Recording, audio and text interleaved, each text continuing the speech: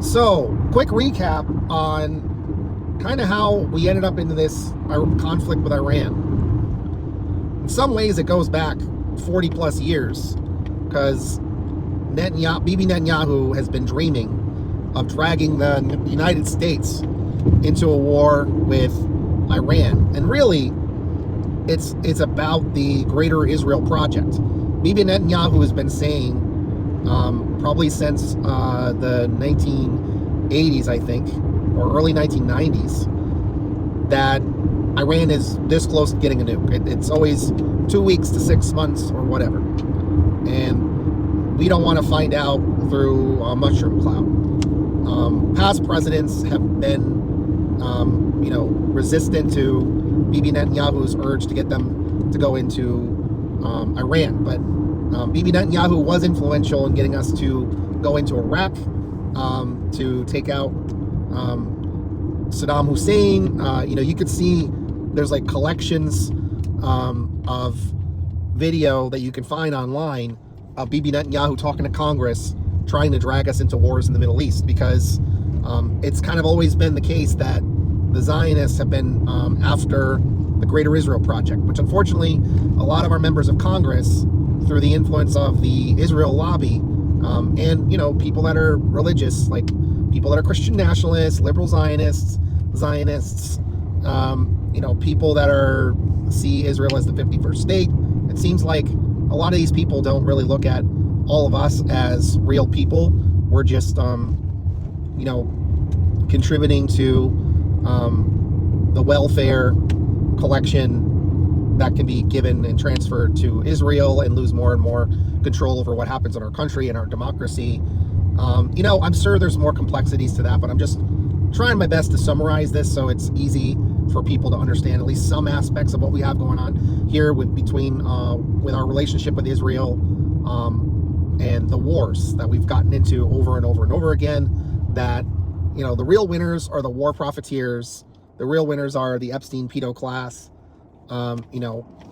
The Republicans always want to sit there and pretend that they're anti-war until we're at war, and then they'll only support the troops to use them as a weapon to get the people behind supporting needless wars that are extremely expensive.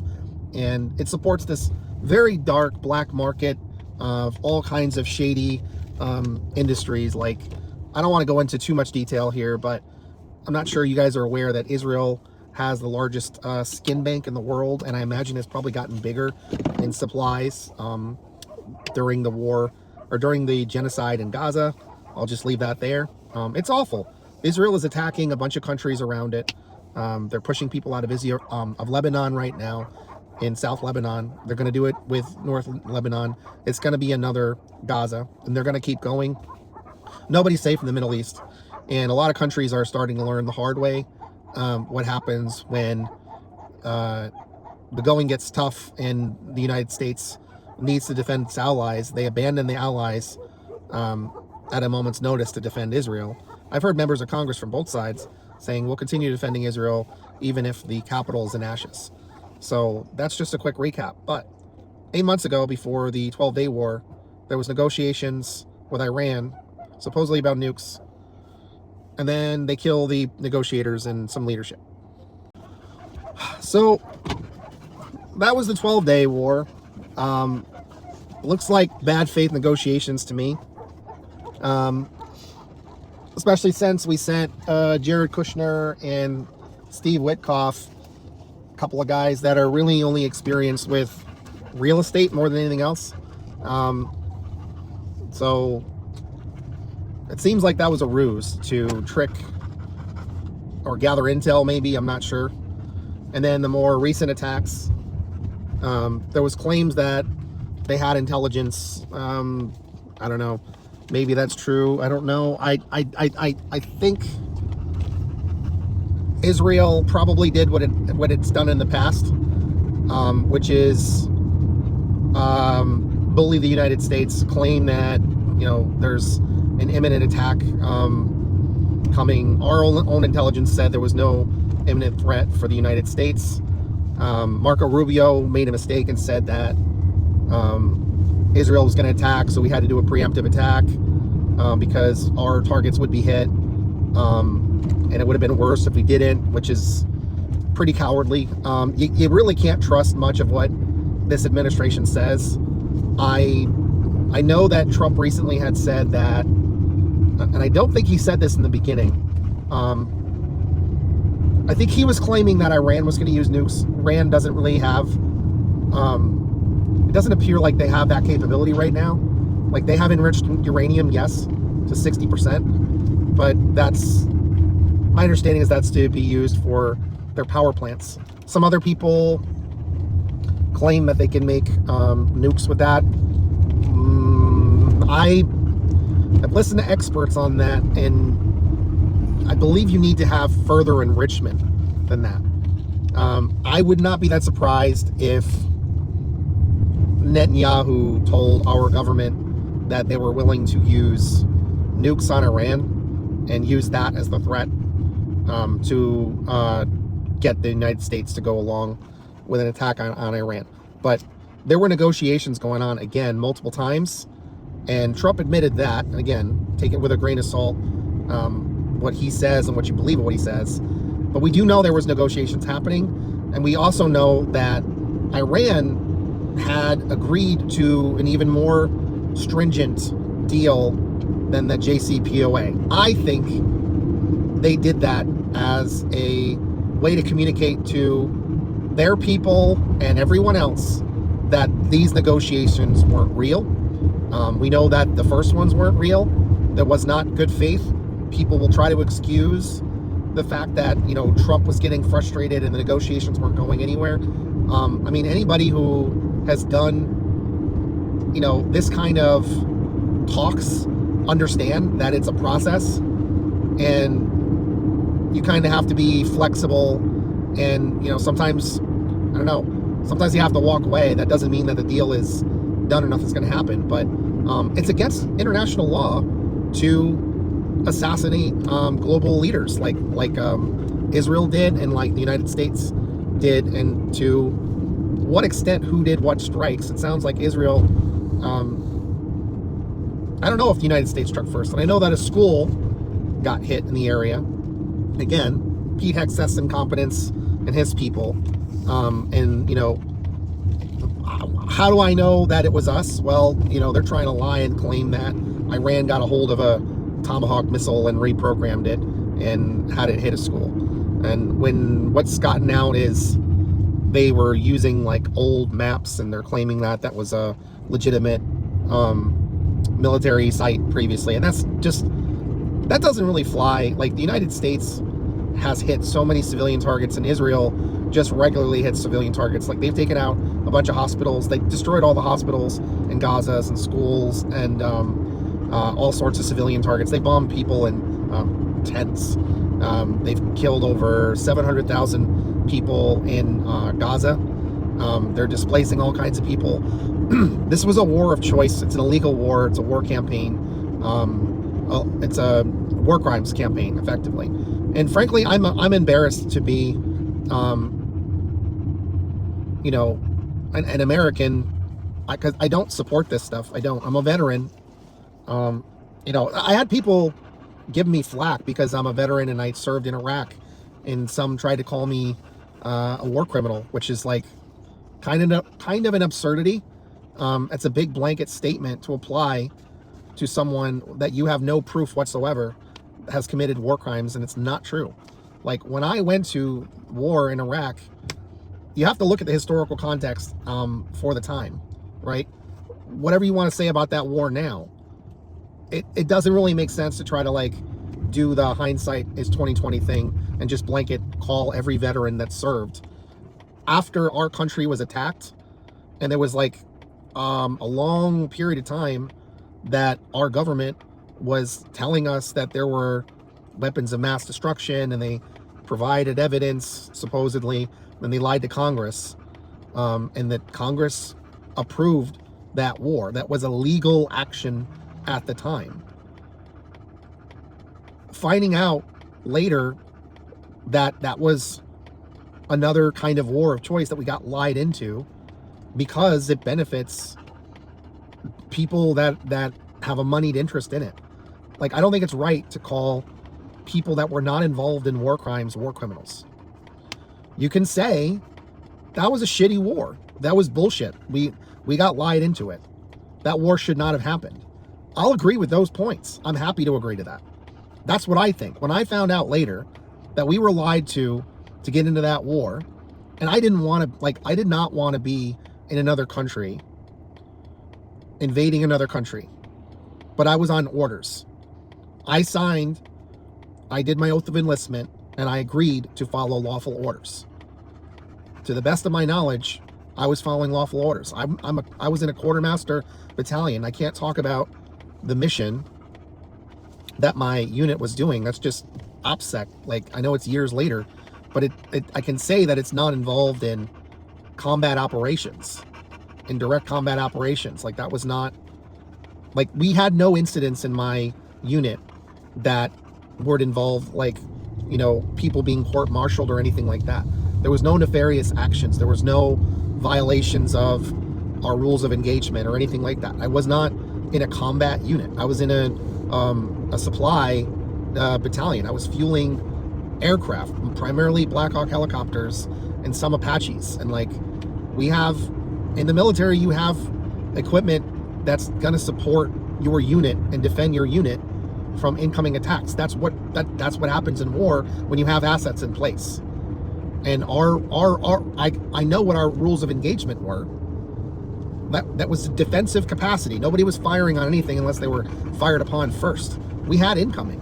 There were plenty of times when just the defensive measures were used to shoot down incoming, like rockets and mortars and stuff that were coming our way.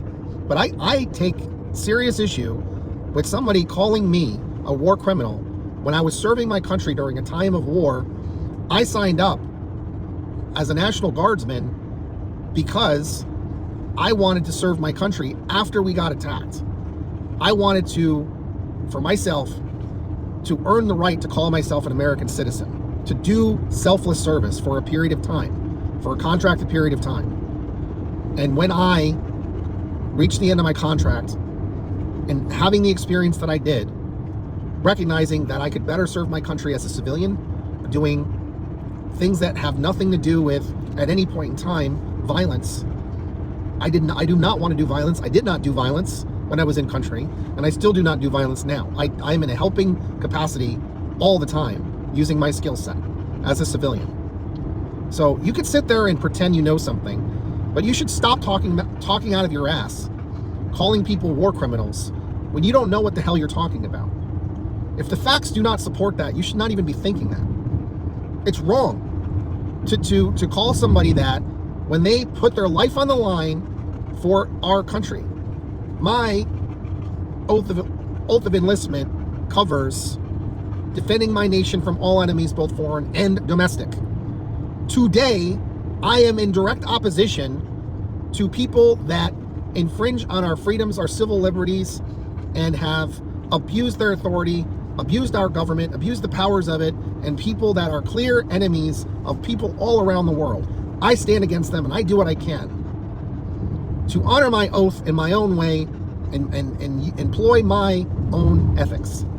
So you can have whatever opinion you want, but you can keep that war criminal bullshit to yourself, because it is not true. I have never done anything to harm another human being in the course of serving in a combat zone. I was a fueler. I fueled aircraft. None of my people in my unit had anything to do with committing any sort of atrocities. And if I knew about it and I saw it, I would be the first one to say, you need to be held accountable. And if for some reason I fucked up, I would say I need to be held accountable. I still say that in my role as a civilian. It's my responsibility as somebody who provides services to people. If I violate my ethics, I deserve to be reported. If I fuck up, I tell people how you would go about reporting the incident and ensuring that somebody follows up with me. In fact, I insist on it, because if I'm not doing what I'm supposed to be doing, following my ethics and my commitment, I don't deserve to be doing it. So just keep that bullshit over there. Got some like pretend communists and pretend socialists pretending that they can sit there and judge people that they don't know. They don't have the details. Okay. So, back to the Iran war real quick. So we are in, the United States has got itself into a pickle that it can't get out of. Like, Trump is going to want to try to save face. We're likely to see escalation. We may see boots on the ground, which would be disastrous. It's not a good idea for us to be putting boots on the ground. We have Marines going in. There's like 2,500 of them going in. I fear for their lives. We have soldiers that are being reported that are talking about all kinds of things, like fragging. People that are talking about, what happens when people, smoke grass and they piss hot on a piss test that get them out with the service. We have people that are basically refusing their orders. They're just pretending that they don't exist, which honestly I think troops are right to say, I'm not going because this is an illegal war. Congress did not declare this war. They should have restricted its powers, but there's some weird stuff with all that. But this is clearly an illegal war. It's a crime. There's so many crimes happening with the Republican regime on such a regular basis. Like, he can't keep up. But Israel is a bit of a threat to everybody because they are threatening to use the the Solomon option, meaning if it looks like they are not going to be able to survive the onslaught, they're going to use a nuclear weapon. And I don't know if we actually know how many nukes they have, but no, it's the Samson option, my bad. Got the sort of biblical sort of stories mixed up. But they're I guess their plan is to hit a lot of different countries with nukes if they're going out, and they're getting hammered pretty good. Their defenses supposedly really aren't working very well anymore. The Iranians' missiles are getting through. Iran has used up their older munitions and using their more complex munitions. The Strait of Hormuz is closed. That's impacting everybody pretty severely. And Trump keeps going back and forth on whether he wants help or not based on how people are responding. Basically, nobody is saying yes, really. We still have other nations sort of providing some support, allowing some of their assets to be used, like airports. There's supposed to be a lot of damage in Israel, but we don't really know quite how much. The information that gets out about our casualties are going to be drastically off if reported from the United States or Iran. Israel is trying to lock down information that gets out, so we just don't know. I said this in the beginning that I said in the beginning it's going to be hard to really know the truth about any of this stuff because our media has historically been pretty pro-war. To be honest with you, I think a lot of that has to do with the very people that make money off of wars also own our media. That's my thinking on it. And then war is just, it's good programming for them, which is rather callous, but they care about money, they care about clicks, they care about ratings. And for struggling networks, wars, especially longer wars, are like a gift. I mean, after it goes on for a bit, I'm sure there's probably dips when people stop paying attention. The other thing that we can't forget is, I think part of this is trying to distract from the Epstein files. It's been a long time now since the last updates of the Trump regime saying the DOJ that is not independent like it's supposed to be and does Trump's bidding. They're trying to say that they're not going to release the other 3 million files for a variety of different reasons. There's been more information put out that is very damning to Pam Bondi, damning to Kash Patel, and damning to Donald J. Trump. We still don't know if he's gonna pardon Ghislaine Maxwell. there's a lot going on. And then we have the SAVE Act, which really should not pass. We cannot allow it to pass. We have to call our senators. That is massive voter suppression bill. The right is lying constantly about this. There's a media blitz. They're trying to just say it's like voter ID. It's not. If you actually read the damn thing, it's gonna make voting very difficult for over probably 20 million or more people, which ironically, more Republican women are probably going to lose their right to vote, or at least have it be more difficult for them, because there's a whole bunch of stuff like a real ID is not enough. Passport may not be enough. You have to have, I think you have to provide like a birth certificate. You're kind of screwed if you got married and you changed your name. It's a whole bunch of stuff that effectively equates to poll tax, because lots of people in America don't have passports. They've already jammed up the places that people would be getting these documents. Everybody would be automatically unregistered and have to re-register in person. That creates all kinds of barriers for people that would have a hard time getting to a place to register. And they're also talking about probably using ICE at polling stations. They're lying about the idea that Democrats don't support it because they just don't want, or they want to have illegals vote, which like people that are undocumented basically don't vote. Like, that's just a big risk for them. And even the Heritage Foundation studied this for like a period of like, I don't know, 20-30 years or something. A total of 77 people voted that shouldn't have, and most of those it was an accident, and most of those was Republicans. It's a lie. They are I think it's called the SAVE Act because it's like, if we do this, maybe we can save our ass, the Republicans, because they've broken lots and lots and lots of laws, and they've been acting as if they're never going to be held accountable, and they absolutely must be. We have to insist on that. We need a massive blue wave, and I think that's what's coming, and we'll see.